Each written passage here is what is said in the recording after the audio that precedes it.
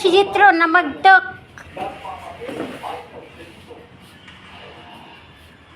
Hindi naman niya nahuli.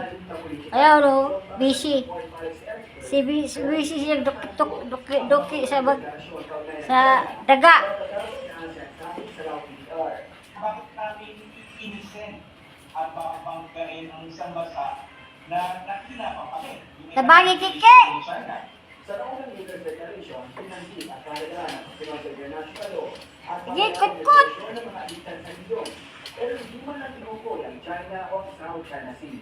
Bakit mo talaga parang dinebala mo ng ASEAN and of course lalo na ng China mo? Halos kalahati mo dyan. Sige, kutkut. Sa West Philippines Sea, South China Sea issue.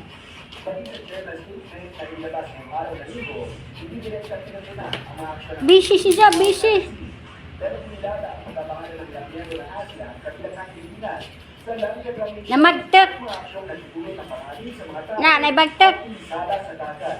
Sa 10 bansa sa ASEAN, ang Oh, siya ni bagi kutkut ni Jano. Myanmar, Laos, at Cambodia. Anim ang maritime states, ang Vietnam, Na. Singapore, Wala. Malaysia, Brunei Darussalam at Pilipinas.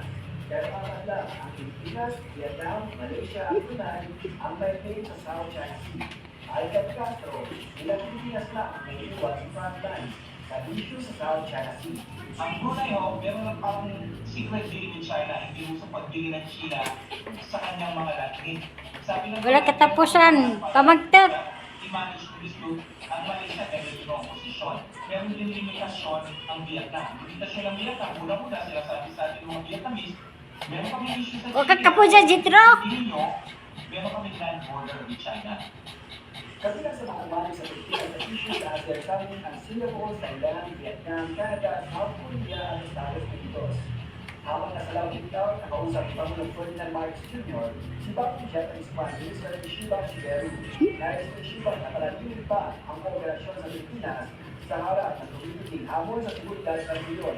Napag-usapan din ang posibilidad kung maaari ipatupad ang Reciprocal Access Agreement para makapagsanay ang mga sundalong Pilipino. Wala na bagtok. Kakapoy-kapoy ka lang. Sinusulat ng mga bansa na sa labas ng rehiyon ang malalim pagdalagan at paglipad sa South China Sea at pag-iwan ng rules-based international order na nilalabas sa China. Ang issue kasi talaga pagdating sa ASEAN, lalo na sa mga bansa, tulad ng Myanmar, even Singapore, hindi marami mo dyan. Tama na, Jitro. Po talaga ng China. So ngayon mo yung dapat natin harapin. At least nakakakuha tayo ng suporta sa mga bansa sa labas po ng Southeast Asia. Dito sa Pilipinas, sa iba-ibang paraan pinapakita ng publiko ang pagsuporta. Lubog na dyan siya. Dito linggo, sa apat na limang soldado ang galing Russia. Nilubgan dyan siya. Way nakuha. Way nawali. Sa Fort Bonifacio sa Cagayan. Kapoy-kapoy ka lang. Gihalal na.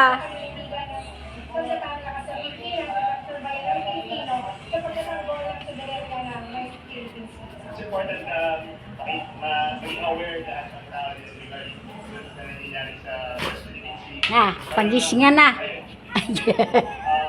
Tama na. Sufficient knowledge. Mahalaga siya kasi sa iba kasi hindi na Kiki. yung news regarding doon.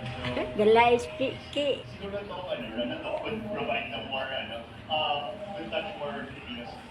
Mapupunta ang kinita sa event sa pamilya ng mga nasawing Marines at mga tropang nakaistasyon sa West Philippine Sea. Michael Benzo, ABS-CBN.